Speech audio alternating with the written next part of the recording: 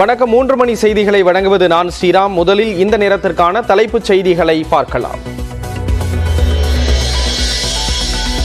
கோடை காலத்தில் மக்களுக்கு தடையின்றி குடிநீர் வழங்க அதிகாரிகளுக்கு முதலமைச்சர் அறிவுறுத்தல். அனைத்து துறை அதிகாரிகளும் ஒருங்கிணைந்து செயல்பட வலியுறுத்தல். நகராட்சி மற்றும் பேரூராட்சி பகுதிகளில் குடிநீர் பிரச்சனை ஏற்படும் போது அப்பகுதி மக்களை நேரில் சந்தித்து பிரச்சனைகளுக்கு உடனடியாக தீர்வு காண வேண்டும் என்று ஆணையர்கள் அறிவுறுத்தப்பட வேண்டும். நீரேற்று நிலையங்கள் செயல்பட மின்சாரம் கட்டாயம் என்பதால் தடையற்ற மின்சாரத்தை உறுதி செய்க. மின்வாரி அதிகாரிகளுக்கு முதலமைச்சர் மு.க. ஸ்டாலின் அறிவுறுத்தல். இந்த கூட்டுக்குடி திட்டங்கள் மற்றும் நீரேற்று நிலையங்கள் தடையின்றி தொடர்ந்து செயல்படுத்துவதற்கு சீரான தடை இல்லாத மின்சார அவசியம். வட தமிழகத்தின் உள் மாவட்டங்களில் 5 நாட்களுக்கு வெப்ப அலை வீசும்.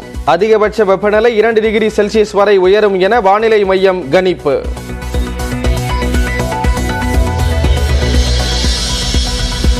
கோடை வெயில் வாட்டும் நிலையில் கொடைக்கானலில் குவிந்த சுற்றுலா பயணிகள்.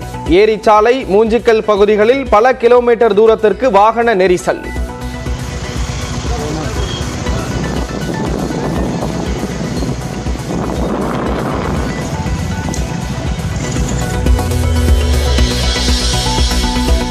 மிக்ஜாம் புயல் மற்றும் வெள்ள நிவாரணமாக தமிழ்நாட்டிற்கு 683 கோடி ரூபாய் வழங்க மத்திய அரசு ஒப்புதல்.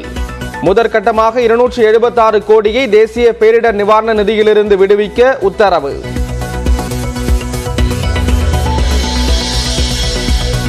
அதிமுக ஆட்சியில் கூட புயல் பாதிப்புக்கு மத்திய அரசு உரிய நிவாரணம் வழங்கியதில்லை. எதிர்க்கட்சி தலைவர் எடப்பாடி பழனிசாமி குற்றச்சாட்டு. எத்தனை புயல் இருக்கு? தானே புயல், புரவி புயல், வர்தா புயல், எத்தனை புயல் நாங்கள் பார்த்தோம். அப்போ நான் கேட்ட நிதி கொடுக்கலையே, மத்திய அரசாங்கம் கொடுக்கலையே.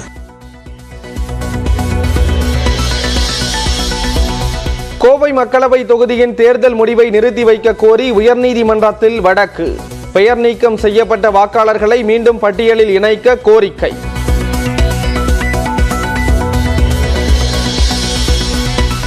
தமிழ்நாட்டில் உள்ள அனைத்து பேருந்துகளையும் 48 மணி நேரத்தில் ஆய்வு செய்ய போக்குவரத்து துறை உத்தரவு. பாதிப்புகளை உடனடியாக சரி செய்யவும் அறிவுறுத்தல். மதுரையிலிருந்து அழகர் மலைக்கு திரும்பிய கள்ளழகருக்கு உற்சாக வரவேற்பு. உணர்ச்சி பெருக்குடன் வரவேற்று வழிபட்ட பக்தர்கள்.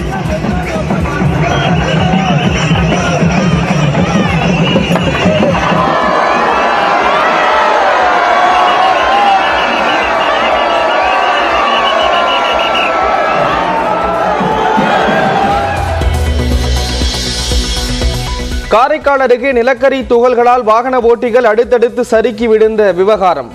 நியூஸ் 18 செய்தி எதிரொலியால் நிலக்கரி ஏற்றிச் செல்லும் துறைமுக லாரிகளுக்கு ஆட்சியர் எச்சரிக்கை.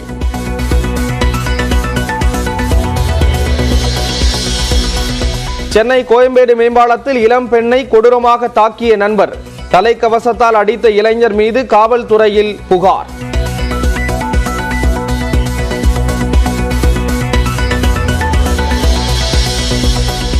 புதுக்கோட்டை மாவட்டம் கந்தர்வக்கோட்டை அருகே மேல்நிலை நீர்த்தேக்க தொட்டியில் மாட்டுச்சாணம் கலக்கப்பட்ட விவகாரம். ஊராட்சி செயலர் மற்றும் மேல்நிலை நீர்த்தேக்க தொட்டி ஆபரேட்டருக்கு நோட்டீஸ்.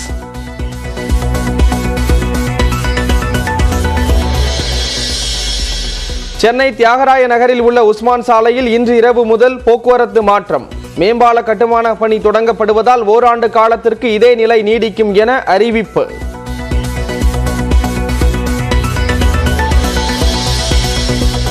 காங்கிரஸ் தேர்தல் வாக்குறுதிகளை புதிய உச்சத்திற்கு கொண்டு சென்று விட்டார் பிரதமர் மோடி.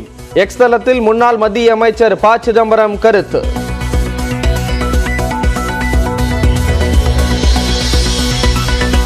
மூன்று லட்சம் பேருக்கு வட்டியில்லா கடன் வழங்கப்படும் என வாக்குறுதி. தேர்தல் அறிக்கையை வெளியிட்டார் ஒய்எஸ்ஆர் காங்கிரஸ் தலைவர் ஜெகன்மோகன் ரெட்டி.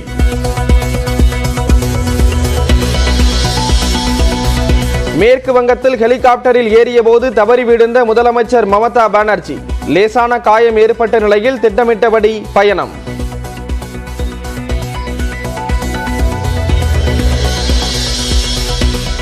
இமாச்சல பிரதேசத்தில் நீடிக்கும் பனிப்பொழிவால் சுற்றுலா பயணிகள் உற்சாகம். வெள்ளை போர்வை போர்த்தியது போல் ரம்மியமாக காட்சியளிக்கும் சுற்றுலா தலங்கள்.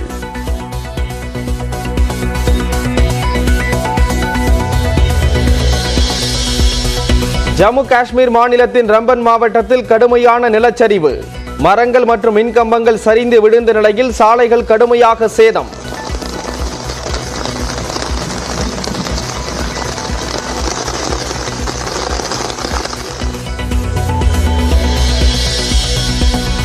கூகுளில் இணைந்து 20 ஆண்டுகள் ஆனதை இன்ஸ்டாகிராமில் நினைவு கூர்ந்த CEO சுந்தர் பிச்சை.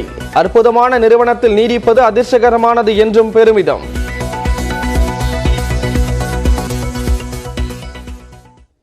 கோடை காலத்தில் பொதுமக்களுக்கு தங்கு தடையின்றி குடிநீர் கிடைக்க அனைத்து துறைகளும் ஒருங்கிணைந்து செயல்பட வேண்டும் என முதலமைச்சர் மு.க.ஸ்டாலின் கூறியிருக்கிறார். தமிழ்நாட்டில் கடந்த சில நாட்களாக வெப்பத்தின் அளவு தொடர்ந்து ஏறுமுகமாக உள்ளது. இந்நிலையில் கோடை காலத்தில் பொதுமக்களுக்கு தங்கு தடையின்றி குடிநீர் கிடைப்பது குறித்து முதலமைச்சர் மு.க.ஸ்டாலின் ஆலோசனை நடத்தினார். சென்னை தலைமைச் செயலகத்தில் நடைபெற்ற இக்கூட்டத்தில் தலைமைச் செயலாளர் சிவதாஸ் மீனா, நகராட்சி நிர்வாகம், ஊரக வளர்ச்சி, மின்சாரத்துறை, நீர்வளத்துறை உயரதிகாரிகள் மற்றும் பல்வேறு துறை அமைச்சர்கள் பங்கேற்றனர். அப்போது தமிழ்நாட்டில் வறட்சியால் குடிநீர் பற்றாக்குறை உள்ள 22 மாவட்டங்களுக்கு மாநில பேரிடர் நிவாரண நிதியிலிருந்து ஒதுக்கப்பட்ட 150 கோடி ரூபாயை தேவைக்கு ஏற்ப பயன்படுத்த முதலமைச்சர் அறிவுறுத்தினார். நகராட்சி மற்றும் பேரூராட்சி பகுதிகளில் குடிநீர் பிரச்சனை ஏற்படும் போது அப்பகுதி மக்கள் நேரில் சந்தித்து பிரச்சனைகளுக்கு உடனடியாக தீர்வு காண வேண்டும் என்று ஆணையர்கள் அறிவுறுத்தப்பட வேண்டும். இந்த கூட்டுக்குடிநீர் திட்டங்கள் மற்றும் நீரேற்ற நிலையங்கள் தடையின்றி தொடர்ந்து செயல்படுத்துவதற்கு சீரான தடை இல்லாத மின்சார அவசியம். எனவே இத்தகைய திட்டப் பணிகளுக்கு மின்சாரம் தடையின்றி கிடைப்பதை உறுதி செய்யுமாறு மின்வாரிய தலைவர் அவர்களை கேட்டுக்கொள்கிறேன். கூட்டு குடிநீர் திட்டங்களின் செயல்பாட்டை தொடர்ந்து கண்காணித்து தடைகளின்றி பராமரித்திட வேண்டும் என்று முதலமைச்சர் வலியுறுத்தினார். மேலும் கூட்டு குடிநீர் திட்டங்கள் மற்றும் நீரேற்று நிலையங்கள் தடையின்றி செயல்படுவதற்கு சீரான தடையில்லா மின்சாரம் கிடைப்பதை உறுதி செய்யுமாறும் மின்வாரிய தலைவரிடம் முதலமைச்சர் சுட்டிக்காட்டினார். ஊராட்சி பகுதிகளில் ஆழ்துளை கிணறுகள் வறண்டு இருப்பதால் அங்கு லாரிகள் மூலம் மக்களுக்கு குடிநீர் கிடைக்கப் பெறுவதை உறுதி செய்ய வேண்டும் என்று மு.க.ஸ்டாலின் அறிவுறுத்தினார். கோடையில் தண்ணீர் தேவையும் அதிகம், கிடைப்பதும் குறைவு என்பதை மனதில் வைத்துக் கொண்டு அனைத்து துறையும் ஒருங்கிணைந்து செயல்பட வேண்டும் என்று முதலமைச்சர் வலியுறுத்தினார்.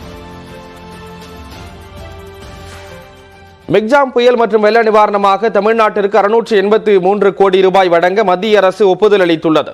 2024-2025 ஆண்டுக்கான தேசிய பேரிடர் நிவாரண நிதியிலிருந்து மாநிலங்களுக்கு ஒதுக்க வேண்டிய தொகைக்கு மத்திய அரசு ஒப்புதல் அளித்துள்ளது.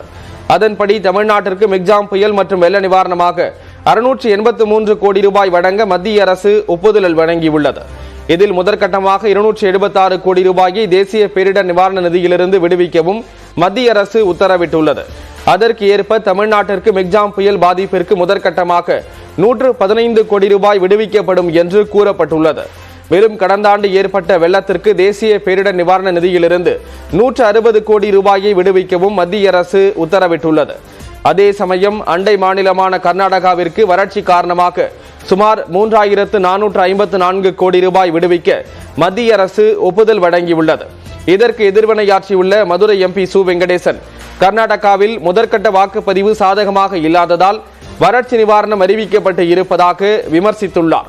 ஆனால் தமிழ்நாடு கேட்ட 38,000 கோடியில் 275 கோடி ரூபாய் மட்டுமே ஒதுக்கியிருப்பதாக குற்றம் சாட்டியுள்ள அவர், பாஜகவிற்கு தமிழ்நாட்டின் மீது இருப்பது கோபம் அல்ல, தீராத வன்மம் என்று கடுமையாக சாடியுள்ளார்.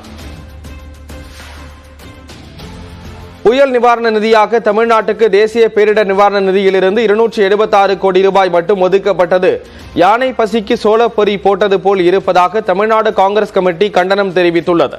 பிரதமர் மோடி தமிழ்நாட்டு மக்களுக்காக பேசுவது அப்பட்டமாக நீலி கண்ணீர் வடிப்பதாக தான் கருத முடியும் என அக்கட்சி மாநில தலைவர் செல்வ பெருந்தகை விமர்சித்துள்ளார்.